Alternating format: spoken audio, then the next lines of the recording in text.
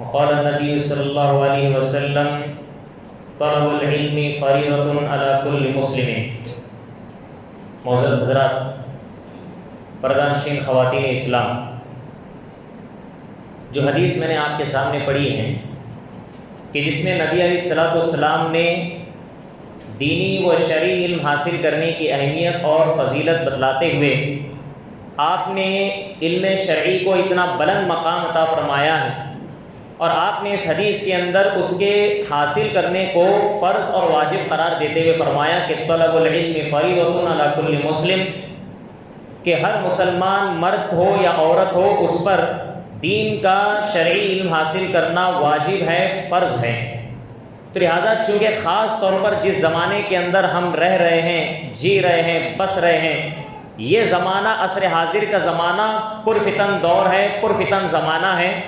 ایسی صورت میں اگر کوئی انسان اپنے دین پر، ایمان پر، تقوی پر اگر باقی رہنا چاہتا ہے، اس کا ایک واحد راستہ ہے کہ وہ انسان صرف اور صرف شرعی اور دینی علم حاصل کرنے کے بعد اس پر عمل کر کے ہی کر سکتا ہے۔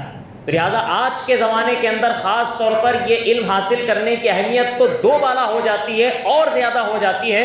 تو ایسی صورت میں اسی کے پیش نظر آج کے اس خطبے میں نے مناسب یہ سمجھا کہ آپ تمام حضرات خواتین کے سامنے اس موضوع کو تھوڑا سا وضاحت کے ساتھ بیان کروں، تاکہ اس کی اہمیت ہم کو معلوم ہو جائے کہ یہ جو علم حاصل کرنا ہے دین کا، یہ آج کے زمانے میں خاص طور پہ ضروری کیوں ہے۔ اس کے چند ایک نکات انشاءاللہ آپ کے سامنے میں رکھوں گا۔ پہلی چیز یہی ہے کہ یہ جو ہم علم حاصل کریں گے دین کا، شریعت کا علم ہم حاصل اسی لیے کریں گے کیونکہ یہ اللہ سبحانہ و تعالیٰ کا حکم ہے، یہ حکم الہی ہے۔ اللہ سبحانہ و تعالیٰ نے دیکھیے سب سے پہلی وحی جو نازل کی نبی علیہ الصلوۃ والسلام پر بذریعہ جبرائیل علیہ السلام، اللہ سبحانہ و تعالیٰ نے سب سے پہلا لفظ وحی کا جو اتارا ہے، اللہ سبحانہ و تعالیٰ نے اس لفظ کو اتارا، وہ تھا اقرا۔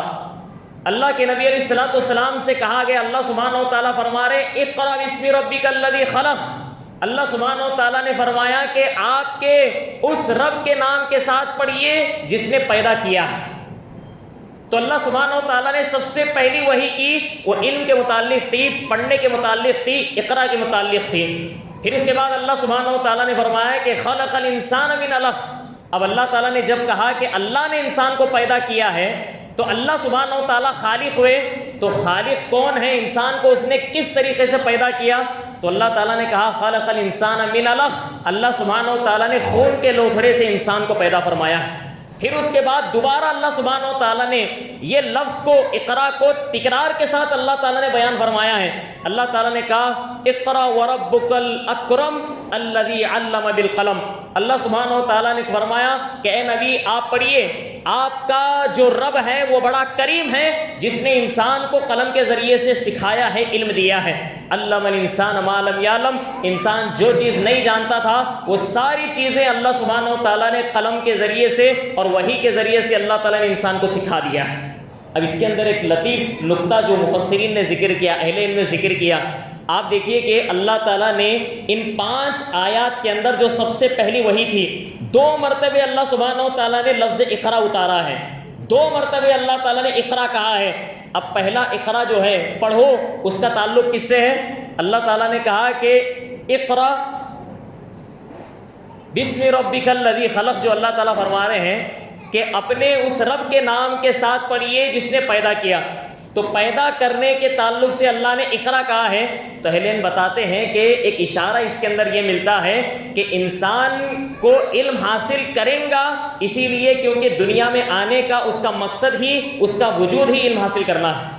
اللہ تعالیٰ نے انسان کو پیدا کیا، کس لیے کیا؟ اسی لیے تاکہ اقرا تم پڑھو۔ تو پڑھنا انسان کا ایک بنیادی ایک ضرورت ہے، اس کی ایک واجبی چیز ہے۔ اچھا، اس کے بعد جو اللہ تعالیٰ نے دوسرا جو اقرا اللہ تعالیٰ نے کہا وہ کہاں کہا ہے؟ وَرَبُّكَ الْأَكْرَمُ، اللہ نے آگے کہا، یعنی آپ پڑھیے اے نبی، آپ کا پروردگار بڑا کریم ہے۔ اہل علم بتاتے ہیں کہ اگر کوئی انسان علم حاصل کرے گا دین کا، اسی طریقے سے انسان کو بھی اللہ تعالیٰ دنیا اور آخرت کے اندر تکریم کریں گا، دنیا اور آخرت کی عزتیں انسان کو عطا فرمائیں گا۔ تو انسان کو عزت ملنا ہے دنیا میں اور آخرت میں، تو اس کا راز اللہ نے ان آیت کے اندر بتایا، کہا کہ علم حاصل کرو جتنا کہ فرض ہے تم پر۔ اچھا چلیے، تو آیت کریمہ ہوئی۔ عمر فاروق رضی اللہ تعالیٰ عنہ کا ایک قول بڑا مشہور ہے، دیکھیں یہ علم حاصل انسان کرے گا تو دنیا کے اندر اس کو کیا رتبہ ملے گا، کیا مقام ملے گا. تو لہٰذا انسان کے اندر انسان بادشاہ بننا چاہ رہا ہے، دنیا کے اندر انسان سردار بننا چاہ رہا ہے، تو بغیر علم کے انسان کوئی مقام حاصل ہی نہیں کر سکتا. دنیا کا چھوٹا سا چھوٹا بھی اگر رتبہ لے لیں گے، منزلت لے لیں گے، عہدہ لے لیں گے، بغیر علم کے وہ انسان جاہل رہے گا اور سامنے والے لوگوں کو نعوذ باللہ غلط فیصلے کے ذریعے سے گمراہ کرے گا. اس لیے عمر فاروق رضی اللہ عنہ کہا کرتے تھے، ہر ہمیشہ کہتے تھے تفقہوا قبل ان تسولوا. وہ کہتے تھے کہ سردار بنائے جانے سے پہلے تم لوگ علم حاصل کرو. تو انسان کو اگر رتبہ ملنا ہے تو پہلے علم حاصل کرے، پھر جا کر کے وہ بڑا مقام حاصل کر سکتا ہے. یعنی مثال کے طور پر ایک انسان کو عالم بننا ہے تو بغیر علم کے وہ عالم نہیں بن سکتا، وہ جاہل رہے گا. علم حاصل کرے گا تو عالم بنے گا، علم حاصل کرے گا بڑا عہدہ اس کو ملے گا. حاکم بھی بننا ہے اسے، بغیر علم کے وہ حاکم نہیں بن سکتا. تو لہٰذا یہ علم کی اہمیت ہے.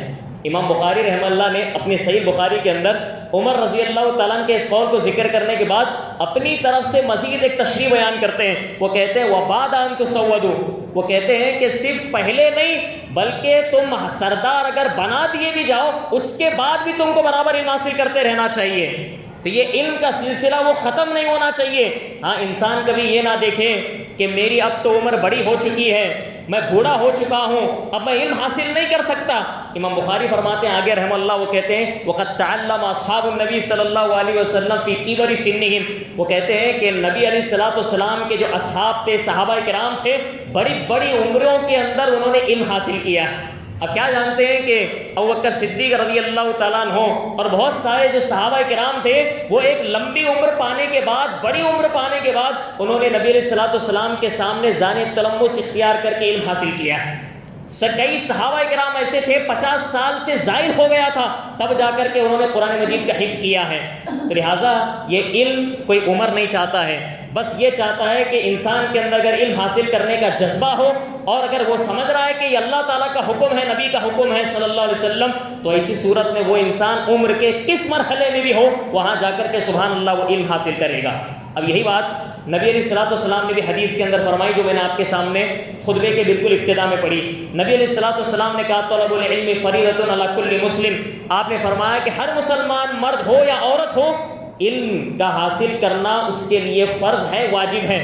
اہل علم بتاتے ہیں کہ قرآن کے اندر جہاں بھی لفظ علم آیا ہے اس سے مراد صرف دین کا علم ہے، اس سے مراد صرف شرعی علم ہے. اس حدیث سے کیا مطلب نکالیں گے ہم؟ دین کا علم، دنیا کا علم حاصل کرنے کی بات نہیں ہو رہی ہے، دین کا علم حاصل کرنے کی بات ہو رہی ہے، فرض ہے، واجب ہے. اب جب بات آئی ہے فرض کی تو اہل علم بتاتے ہیں کہ فرض کی بھی دو قسمیں ہوتی ہیں. ایک ہوتا فرض کفایہ اور ایک ہوتا ہے فرض عین. فرض کفایہ کا مطلب یہ ہے کہ چند افراد اگر وہ چیز کر لیں تو سارے لوگوں پر سے وہ گناہ چھٹ جاتا ہے، ہٹ جاتا ہے، ساقط ہو جاتا ہے. فرض عین کا مطلب یہ ہوتا ہے کہ ہر انسان اس کو حاصل کرے گا، اس پر عمل کرے گا. اگر وہ انسان عمل نہیں کرے گا تو وہ انسان اللہ کی بارگاہ میں مجرم ہوگا، گنہگار ہوگا. اب یہ جو علم شرعی ہے یہ دونوں قسموں کے اندر آتا ہے. یہ ایک علم فرض کفایہ ہے اور ایک علم فرض عین ہے. فرض کفایہ کب ہوگا؟ تو کہا گیا کہ جو شریعت کے جو بالکل باریک جو مسائل ہوتے ہیں اور بڑے گہرے مسائل ہوتے ہیں جو استنباط اور استدلال سے تعلق رکھنے والے ہیں، تو لہٰذا یہ صرف علماء کی ذمہ داری ہے. ایک جماعت، ایک گروہ علماء کا پڑھے گا، سیکھے گا، پھر لوگوں کو جا کر کے سمجھائے گا، وہ ان کے لیے فرض ہے، ان کے لیے واجب ہے. یہ فرض کفایہ ہے. ہر انسان کا باریک دین مسائل حاصل کرنا کوئی واجب نہیں ہے، کوئی ضروری نہیں ہے. ہاں لیکن فرض عین کب ہے؟ تو لہٰذا ایک حدیث ہے، امام خطیب بغدادی نے اپنی کتاب الفقیہ والمتفقی کے اندر اس کو ذکر کیا کہ علی رضی اللہ تعالیٰ عنہ روایت کرتے ہیں نبی علیہ الصلوۃ والسلام نے فرمایا فرض عین کب ہوگا؟ آپ نے کہا ان یعرف الصوم والصلاۃ والحرام والحدود والاحکام. کہا کہ روزہ اس کے متعلق مسائل حاصل کرنا فرض ہے، نماز اس کے متعلق مسائل حاصل کرنا فرض ہے، والحرام حلال اور حرام کون سی چیز ہے اس کے بارے میں معلوم رکھنا ضروری ہے، والحدود اسلام کے جو دائرے ہیں، حدود ہیں، ان کا علم حاصل رکھنا ہر مرد ہر عورت کی ذمہ داری ہے. اور آخری چیز کہی والاحکام، اور دین کے جو احکامات ہیں بنیادی ان کا حاصل کرنا فرض عین ہے، ہر انسان اس کو حاصل کرے گا. اب اس کے علاوہ بھی ایک چند اقوال علماء آپ کے سامنے رکھتا ہوں مزید تشریح کے لیے. بہرحال ایک نام میں آپ کے سامنے لے رہا ہوں. ایک یوں سمجھ لیجئے کہ اسحاق ابن راہویہ رحمہ اللہ ایک بہت بڑے محدث ہیں. اسحاق ابن راہویہ رحمہ اللہ سے جب اس سے متعلق پوچھا گیا کہ وہ کون سا علم ہے جس کا حاصل کرنا واجب ہے، فرض ہے، تو لہٰذا انہوں نے یہ بات بتائی کہ اللہ تعالیٰ نے قرآن و حدیث کے اندر جتنے بھی فرائض کا تذکرہ کیا ہے وہ سارے فرائض کا علم حاصل کرنا ہر ایک کی ذمہ داری ہے، ہر ایک پر واجب ہے۔ نماز کے متعلق علم حاصل نہیں کریں گے تو آپ کی نماز نبی علیہ الصلوۃ والسلام کے بتائے ہوئے طریقے کے مطابق نہیں ہوگی، اور ایسی صورت میں آپ کی وہ نماز قابل قبول نہیں ہوگی، رد ہوگی، مردود ہوگی۔ لہٰذا جو بھی فرائض ہیں اس کا علم حاصل کرنا ہمارے لیے نہایت ضروری ہے۔ آگے مثالیں دیتے ہیں، جیسے مثال کے طور پہ وضو ہے، وضو کے متعلق سارے احکامات جاننا ضروری ہے، نماز ہے، اور ارکان اسلام جو ہے، حج ہے، زکوٰۃ ہے، یہ تمام چیزیں حاصل کرنا۔ حتیٰ کہ وہ آگے یہ کہتے ہیں کہ اگر مثال کے طور پر فرض عین والا اگر کوئی علم ہے اس کو حاصل کرنا ہے، والدین پرمیشن نہیں دے رہے ہیں، بغیر اجازت کے بھی بندہ گھر سے بھاگ کر کے علم حاصل کرنا پڑے تو کر لے۔ اسحاق بن راہویہ رحمہ اللہ فرما رہے ہیں کہ فرض عین سے اگر والدین روک رہے ہیں، وہ انسان گھر سے نکل جائے گا، باہر جائے گا، علم حاصل کر کے واپس گھر آئے گا۔ آگے یہ بھی کہتے ہیں کہ اگر وہ فرض عین میں فرض کفایہ ہے تو ایسی صورت میں والدین سے اجازت لے کے، پرمیشن لے کے پھر جا کر کے علم حاصل کرے گا۔ تو لہٰذا یہ فرض عین اور فرض کفایہ والی بات ہے بہرحال اس حوالے سے۔ اب اس کے بعد دیکھیں، پہلا حکم یہ اللہ سبحانہ و تعالیٰ کا حکم ہے، اسی لیے ہم یہ شرعی علم حاصل کریں گے۔ اور دوسری چیز یہ ہے کہ اللہ سبحانہ و تعالیٰ نے ہم کو جو پیدا فرمایا ہے، یہ ہماری جو تخلیق ہوئی ہے، لہٰذا اسی لیے ہوئی ہے تاکہ ہم دنیا کے اندر آ کر کے سب سے پہلے علم حاصل کریں، شرعی علم۔ قرآن میں اللہ سبحانہ و تعالیٰ نے جو آیت نازل فرمائی سورہ ذاریات کی، اللہ نے فرمایا وَمَا خَلَقْتُ الْجِنَّ وَالْإِنسَ إِلَّا لِيَعْبُدُونِ۔ اللہ سبحانہ و تعالیٰ نے کہا میں نے جنات اور انسانوں کو صرف اپنی عبادت کے لیے پیدا کیا ہے۔ اور آپ کیا سمجھ رہے ہیں کہ ہم عبادت بغیر علم کے کریں تو ہماری عبادت ہوگی؟ ہرگز نہیں ہوگی۔ تو عبادت سے پہلے ایک چیز ہے، کہا کہ علم۔ اگر ہمارے پاس علم آ گیا، صحیح علم کی روشنی میں اگر ہم عبادت کریں گے تو ہماری عبادت قابل قبول ہے۔ ورنہ دنیا کے اندر بہت سارے افراد جو مبتدی ہیں، بدعتی ہیں، وہ عمل تو کر رہے ہیں، عبادت تو کر رہے ہیں، لیکن ان کے پاس علم نہیں ہے، بغیر علم کے وہ عبادت کر رہے ہیں، لہٰذا وہ بدعتی ٹھہرا اور اس کا عمل مردود ٹھہرا۔ تو لہٰذا یہ چیز ضروری ہے، ہمیں سب سے پہلے ہم عبادت سے پہلے علم حاصل کریں۔ امام بخاری رحمہ اللہ نے اپنے صحیح بخاری کے اندر ایک باب باندھا ہے، وہ باب باندھتے ہیں کہ العلم قبل القول والعمل۔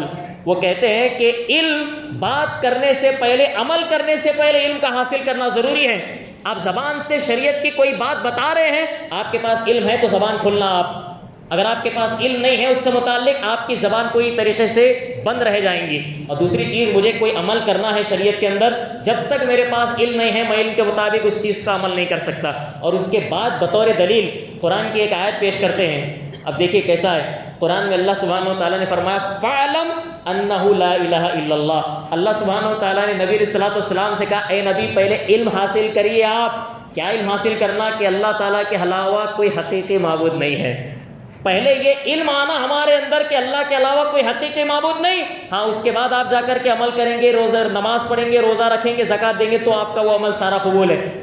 لہٰذا اگر کسی کے پاس توحید ہی نہیں ہے تو وہ انسان جتنا عمل کر رہا ہے وہ سارا عمل اس کا بیکار ہے۔ تو لہٰذا یہ توحید کی اہمیت ہے۔ اچھا، ایک تیسرا سبب اگر بتائیں آج کے زمانے میں علم حاصل کرنا کیوں ضروری ہے ہمارے لیے، تو کہتے ہیں کہ چونکہ آج جس تیزی اور رفتار کے ساتھ میں پوری دنیا کے اندر خاص طور پہ علماء کی وفات ہو رہی ہے، بہت سارے بڑے بڑے کبار علماء دنیا سے رخصت ہو رہے ہیں، انتقال فرما جا چکے ہیں، تو ایسی صورت میں سوائے چند لوگ کے، چند علماء کے دنیا کے اندر باقی کوئی نہیں ہے۔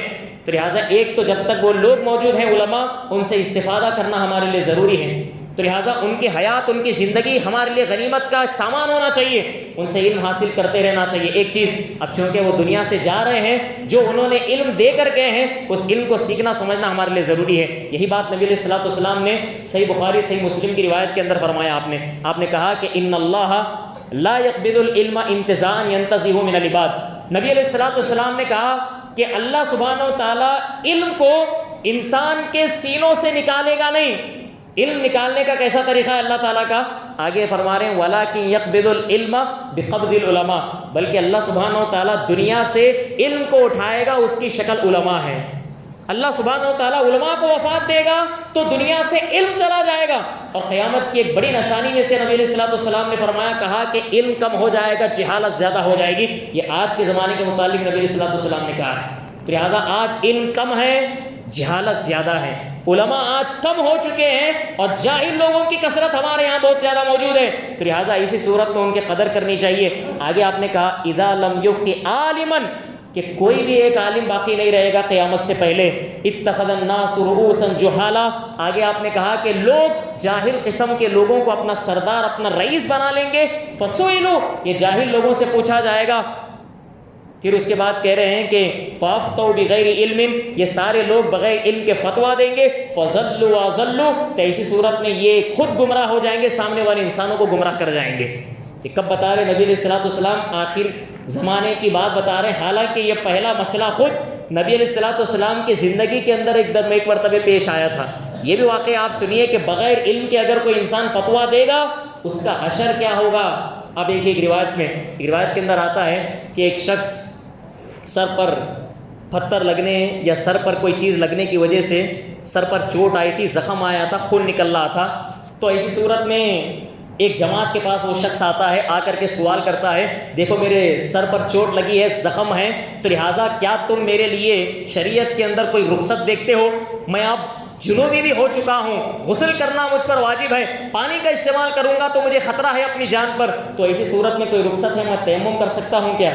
تو لہٰذا وہ سارے لوگوں نے یہی کہا، اس سے کہا کہ نہیں، تمہارے لیے ہم شریعت کے اندر کوئی رخصت نہیں دیکھتے، تم جنوبی ہوں گے، کچھ بھی ہوں گے، جاؤ جا کر کے غسل کر لو، پھر اس کے بعد نماز پڑھ لینا۔ تو لہٰذا اس صورت میں وہ انسان ان کے اس فتوے کو سن لیا، بات کو سن لیا، سن کر کے جا کر کے اس نے غسل کر لیا۔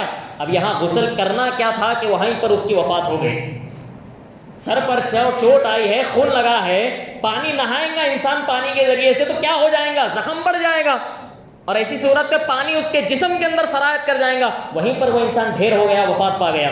یہ بات نبی علیہ الصلوۃ والسلام تک پہنچ گئی، اور نبی علیہ الصلوۃ والسلام نے جیسے ہی سنا کہ لوگوں نے بغیر علم کے فتوا دیا ہے تو سب سے پہلا جملہ آپ کا یہی تھا، آپ نے کہا قتلوہ قتلہم اللہ، ان لوگوں نے ایک انسان کو ناحق قتل کیا ہے، اللہ سبحانہ و تعالیٰ ان سارے مفتیوں کو برباد کرے، ہلاک کرے، تباہ کر دے۔ یہ بددعا دی نبی علیہ الصلوۃ والسلام نے ان سارے لوگوں کو۔ پھر اس کے بعد میں آپ نے یہ کہا اگر کوئی مسئلہ نہیں معلوم تھا، میں زندہ تھا، میرے پاس آ کر کے سوال نہیں کر سکتے تھے، اور آپ نے آگے کہا کہ جہالت کا اصل میں حل جو ہوتا ہے وہ علم کی روشنی میں ہوتا ہے، پوچھ کر کے مسئلہ حاصل کر لیتے، بیچارے کی جان بچ جاتی، بغیر علم کے فتوا دے دیے، ایک انسان کو ناحق قتل کرنے کے برابر ہو گیا۔ تو اسی سے ہم اندازہ لگا سکتے ہیں کہ یہ علم کی اہمیت ہے، تو لہٰذا ایک قریبی قرب زمانے کے اندر یہ چیز درپیش آنی ہے، اور یہ نعوذ باللہ من ذالک آتی رہے گی۔ اسی طریقے سے ایک اور چیز یہ ہے کہ ہم علم اسی لیے بھی حاصل کرتے رہیں گے انشاءاللہ، اسی لیے کیونکہ اس کے اندر باقاعدہ طور پر کتاب و سنت کے اندر بڑے فضائل، بڑے ثمرات اور بڑی اہمیت اس کی بتائی گئی ہیں۔ ایک چند مثالیں عمل کی میں انشاءاللہ آپ کے سامنے پیش کروں گا۔ ایک مسلم کی حدیث ہے، دیکھیے ایک تو چیز علوم میں سب سے بڑا اور سب سے بہترین علم اگر ہے وہ قرآن کا علم ہے، قرآن کی معرفت۔ اب اس میں دیکھیے نبی علیہ الصلوۃ والسلام کی ایک حدیث جس میں آپ نے فرمایا وَمَا اجْتَمَعَ قَوْمٌ فِي بَيْتٍ مِّن بُيُوتِ اللَّهِ، آپ نے کہا کہ اگر ایک جماعت اللہ کے کسی گھر کے اندر، کسی مسجد کے اندر بیٹھ کر کے یتلون کتاب اللہ، قرآن مجید کی کہیں تلاوت کرتی ہے، وَيَتَدَارَسُونَهُ بَيْنَهُمْ، اور قرآن مجید کا درس سنتی ہے، مدارسہ ہو رہا ہے قرآن مجید کا مسجد کے اندر، تو اللہ کے نبی علیہ الصلوۃ والسلام نے کہا کہ ایسی قوم پر اللہ سبحانہ و تعالیٰ 4 چیزیں نصیب فرماتا ہے، 4 چیزیں اللہ تعالیٰ عطا فرماتا ہے۔ پہلی چیز الا نزلت علیہم السکینہ، نبی علیہ الصلوۃ والسلام نے کہا کہ اللہ کی طرف سے سکینت ان کے دلوں پر نازل ہو جاتی ہے، دلوں کو اطمینان ملتا ہے، چین ملتا ہے، سکون ملتا ہے، تو لہٰذا یہ قرآن کی تعلیم کا ذریعہ، اس کا فائدہ ہے۔ نزلت علیہم السکینہ وغشیتہم الرحمہ، اور اللہ سبحانہ و تعالیٰ کی جو رحمت خاص ہے وہ رحمت خاص اسے تمام لوگوں کو گھیرے ہوئے ہے۔ اس کے بعد کہا کہ وحفتہم الملائکہ، مسجد کے اندر چونکہ فرشتے ہوتے ہیں، وہ سارے فرشتے اپنے پر بچھائے رکھتے ہیں جو قرآن مجید کا درس سنتے سناتے مسجد کے اندر۔ پھر اس کے بعد چوتھی بات جو سب سے افضل آپ نے بتائی، کہا وذکرہم اللہ فی من عندہ، اللہ سبحانہ و تعالیٰ کے پاس جو ملائے اعلیٰ ہے، فرشتوں کی سب سے افضل جماعت ہے، ان جماعت میں اللہ سبحانہ و تعالیٰ یہ مسجد میں بیٹھے والے سارے لوگوں کا نام ایک ایک کر کے لیتے ہیں ان کے سامنے۔ مسجد کے اندر کوئی عبداللہ بیٹھا ہے، اللہ سبحانہ و تعالیٰ پوری خوشی کے ساتھ میں فرشتوں سے کہہ رہے ہوتے ہیں کہ دیکھو فلاں بندہ میرا عبداللہ مجلس کے اندر بیٹھا ہے، قرآن کا درس سن رہا ہے۔ لہٰذا یہ اللہ سبحانہ و تعالیٰ کے، یوں سمجھ لیجئے کہ اللہ ہمارا نام لے لیں اس کے خاص مجلس کے اندر، یہ انسان کی اور علم کی یہ فضیلت ہے، یہ اہمیت ہے۔ ایک اور حدیث ہے جس میں نبی علیہ الصلوۃ والسلام نے تو مجاہد کہا ہے، جو انسان کے تعلیم حاصل کرنے کی غرض سے مسجد آتا ہے، علم دینے کے لیے مسجد کے اندر آتا ہے، ایسے انسان کو نبی علیہ الصلوۃ والسلام نے مجاہد فی سبیل اللہ کہا ہے۔ اور یہ حدیث بالکل سندن صحیح ہے، ابن ماجہ کی حدیث ہے۔ نبی علیہ الصلوۃ والسلام نے کہا من جاء مسجدی ھذا۔ اب گرچہ کہ نبی علیہ الصلوۃ والسلام نے مسجد نبوی کے لیے یہ لفظ استعمال کیا، اہل علم کہتے ہیں کہ ہر مسجد کے اندر یہ چیز داخل ہو جاتی ہے۔ آپ نے فرمایا کہ جو انسان میری اس مسجد نبوی میں تشریف لاتا ہے، لم یات الا لخیر، اور اس کی نیت صرف خیر کی ہے۔ وہ خیر کی نیت کیا ہے؟ یتعلمہ او یعلمہ۔ کہا کیا کوئی علم سیکھنے آیا ہے مسجد نبوی، یا مسجد نبوی آیا ہے علم دینے کے لیے لوگوں کو، فہو بمنزلۃ المجاہد فی سبیل اللہ، وہ انسان اللہ کی راہ میں جہاد کرنے والے کے برابر ہے۔ تو آپ سمجھ لیجئے کہ ہم جو یہ دروس کو اور یہ جو مسجد کے اندر بہرحال جو بھی ایک مجلس ہوتی ہے، اس مجلس کو ہم اہمیت جو نہیں دیتے ہیں، خود نبی علیہ الصلوۃ والسلام فرما رہے ہیں کہ وہ انسان مجلس میں بیٹھ کر کے مجاہد فی سبیل اللہ کا درجہ حاصل کر لیتا ہے۔ تو لہٰذا یہ ایک بہت بڑی بات آپ نے بتائی علم کے حوالے سے۔ اور ایک چیز یہ بھی ہے، علم ہم اسی لیے بھی حاصل کریں گے کیونکہ دنیا کے اندر بہرحال جو آفتیں آج موجود ہیں، یہ ساری آفتیں اور سارے مشکلات کا حل اللہ تعالیٰ نے اسی علم کے اندر رکھا ہے۔ حذیفہ رضی اللہ تعالیٰ نے ایک مرتبہ فرماتے ہیں کہ لوگ آ کر کے، صحابہ کرام آ کر کے نبی علیہ الصلوۃ والسلام سے خیر کے متعلق سوال کرتے تھے، یعنی اللہ کے نبی وہ نیکی کیا ہے بتائیے، وہ خیر کے متعلق بتائیے۔ حذیفہ رضی اللہ تعالیٰ کا جملہ ہے، ان کی فقہ، ان کی سمجھ دیکھیے، وہ کہتے ہیں کہ سارے لوگ خیر کے متعلق پوچھتے تھے، میں ایک تنہا ایسا تھا جو شر کے متعلق پوچھتا تھا۔ کیوں پوچھتا تھا؟ مخافتا اللہ یدرکنی، میں اس ڈر سے کہ کہیں یہ شر میری زندگی کے اندر نہ آئے، اسی لیے نبی علیہ الصلوۃ والسلام سے میں شر کے متعلق پوچھا کرتا تھا۔ لہٰذا یہ پوچھنا چاہے خیر کے متعلق ہو، شر کے متعلق ہو، لیکن پوچھ کر کے علم حاصل کرنا انسان کے لیے بہرحال بہت ضروری ہے۔ اور اس کے اندر ایک اور جو بڑا سبب ہے، آج کے زمانے میں ہم علم حاصل اسی لیے بھی کریں گے معزز حاضرین، اسی لیے کیونکہ قرآن مجید میں اللہ سبحانہ و تعالیٰ نے کہا ہے کہ جو انسان آخرت کے متعلق غافل رہتا ہے، تو لہٰذا ایسے انسان کے لیے بڑی خطرناک وعیدیں اللہ تعالیٰ نے ذکر فرمائی۔ سورہ روم کی ایک آیت ہے، اللہ نے کہا یعلمون ظاہرا من الحیات الدنیا، اللہ سبحانہ و تعالیٰ نے کہا کہ یہ جو کفار ہیں، مشرکین ہیں، گنہگار لوگ ہیں، یہ صرف دنیاوی زندگی کا علم تو ان کے پاس بہت زیادہ ہے، وَهُمْ عَنِ الْآخِرَةِ هُمْ غَافِلُونَ، اور یہ سارے لوگ آخرت کے علم سے، آخرت کے ثواب سے سارے کے سارے لوگ غافل ہیں، محروم ہیں۔ ایک حدیث بھی ہے نبی علیہ الصلوۃ والسلام کی، صحیح الجامع میں علامہ البانی رحمہ اللہ نے اس حدیث کو بھی صحیح قرار دیا ہے۔ آپ نے فرمایا کہ ان اللہ یبغض، بے شک اللہ سبحانہ و تعالیٰ ناپسند کرتے ہیں ہر ایسے انسان کو، کل عالم بالدنیا جاہل بالآخرہ، دنیا کے متعلق تو بڑا علم ہے اس کے پاس، لیکن آخرت سے متعلق جاہل ہے وہ، تو یہ انسان اللہ کی نگاہ میں سب سے زیادہ ناپسندیدہ انسان ہے۔ تو دنیا کا علم ہمارے پاس ہے بہت، آخرت کے متعلق ہم غافل، آخرت کے متعلق ہمیں کچھ نہیں معلوم، وضو کے صحیح طریقے سے مسائل نہیں معلوم، نماز ہماری ڈھنگ کی سنت نبیہ کے مطابق نہیں ہے، تو لہٰذا ایسی صورت میں دنیا کا اتنا بھنڈار علم رکھنے کے بعد بھی آخرت کے متعلق ہم غافل ہیں، تو نبی علیہ الصلوۃ والسلام کہہ رہے ہیں اللہ تعالیٰ کے نزدیک یہ انسان مبغوض ہے، تو کہیں ہم مبغوض نہ ہو جائیں، کہیں ہم ناپسندیدہ شخص نہ ہو جائیں، اسی لیے دنیا کے اندر جب تک ہماری سانس ہے اس وقت تک انشاءاللہ تعالیٰ بہرحال ہم علم حاصل کریں گے۔ ایک بات، جب بات ہم نے کہی ہے علم حاصل کرنے کی، اس کا ایک اور پہلو کیا ہے جانتے ہیں؟ یہ ہے کہ جہاں پر بڑے سرپرست ہیں والدین، علم حاصل کریں گے وہ ہر انسان، اس کے بعد میں ان کا فریضہ کیا ہوتا ہے کہ جو ان کی اولاد ہوتی ہے ان اولاد تک یہ علم کا منتقل کرنا ضروری ہے، یاد رکھیے آپ۔ نبی علیہ الصلوۃ والسلام نے جو حدیث فرمائی قرآن کے متعلق، دونوں پہلو پر آپ نے ذکر کیا، آپ نے کہا خیرکم من تعلم القرآن وعلمہ، آپ نے کہا تم میں سے بہتر انسان وہ ہے جو قرآن سیکھ کر کے دوسروں کو سکھاتا ہے۔ اگر ہم والدین قرآن آتی ہے ہم کو اچھی طریقے سے پڑھنے، ہم اپنے بچوں کو قرآن سب سے پہلے پڑھنا سکھائیں۔ ہم کو اگر قرآن کی تفسیر آتی ہے ہم قرآن کی تفسیر بچوں تک منتقل کر دیں گے۔ صحابہ کرام کا معاملہ دیکھیں، سبحان اللہ، ایک روایت کے اندر آتا ہے کہ نبی علیہ الصلوۃ والسلام کے جو اصحاب تھے، صحابہ کرام تھے، وہ کس قدر اپنے بچوں کی تربیت اور تعلیم کے متعلق فکر مند ہوا کرتے تھے۔ گھر میں ان کی مجلسیں ہوتی تھیں، علم کی مجلسیں اپنے گھروں کے اندر ہوتی تھیں، اور ایسی صورت میں نبی علیہ الصلوۃ والسلام کے جو غزوے ہیں، غزوے جانتے ہیں، وہ جو نبی علیہ الصلوۃ والسلام جہاد کے لیے نکلے تھے، وہ سارے واقعات صحابہ کرام بیٹھ کر کے اپنے بچوں کو ایسے یاد دلاتے جس طریقے سے کہ قرآن مجید کی کوئی سورت یاد دلا رہے ہیں۔ سورہ فاتحہ کیسے پڑھایا جاتا ہے رٹا مار کر کے، صحابہ کرام اپنے بچوں کو نبی علیہ الصلوۃ والسلام کے جنگ کے متعلق ایسے رٹا مارا کرایا کرتے تھے۔ یہ سارے غزوے ان کو بزبانی یاد تھے کہ کس ہجری کے اندر کون سا واقعہ نبی علیہ الصلوۃ والسلام کی زندگی میں پیش آئے۔ تو لہٰذا یہی ہمارے سرپرستوں کا حال اور والدین کا حال ہونا چاہیے کہ ہم بھی اپنے بچوں کو سبحان اللہ سب سے پہلے اگر کوئی چیز دیں گے تو لہٰذا وہ شرعی علم ہے۔ اور ایک بات آپ کے سامنے یہ بھی رکھوں میں وضاحت کے ساتھ کہ ہمارے پاس دیکھیے کیا ہوتا ہے، ہم بچوں کی تعلیم کے متعلق صرف اتنے فکر مند ہیں آج کہ بچے کو بس قاعدہ پڑھنا آ جائے بس کافی ہے۔ ہماری نظر اتنی تنگ ہے، بچہ ہمارا صرف قرآن ناظرہ پڑھنے آ جائے، وہ حفظ نہ بھی پڑھے چل جائے گا، اچھی طرح پڑھنا نہ آئے چل جائے گا، قاعدہ ختم کر کے قرآن میں چلا جانا، 30 پارے ناظرہ پڑھ لیا، ہم سمجھتے ہیں کہ ہماری ذمہ داری بچوں کے متعلق ختم ہو گئی۔ حالانکہ ایک چیز آپ یہ نوٹ کر لیجئے کہ قرآن کا جو علم حاصل کرنا ہے وہ تو بات کی چیز ہے، سب سے پہلی چیز جو ہم بچوں کو دینی تھی ہم وہی نہیں دے رہے ہیں۔ وہ کیا چیز؟ کہا کہ وہ ایمان ہے، وہ ایمان ہے۔ آپ سنیے کہ صحابہ کرام کے متعلق یہ بات آتی ہے، اسلاف کے بارے میں یہ بات آتی ہے، وہ کہتے ہیں کہ سب سے پہلی چیز جو ہم اپنے بچوں تک منتقل کرتے تھے وہ چیز ایمان تھی۔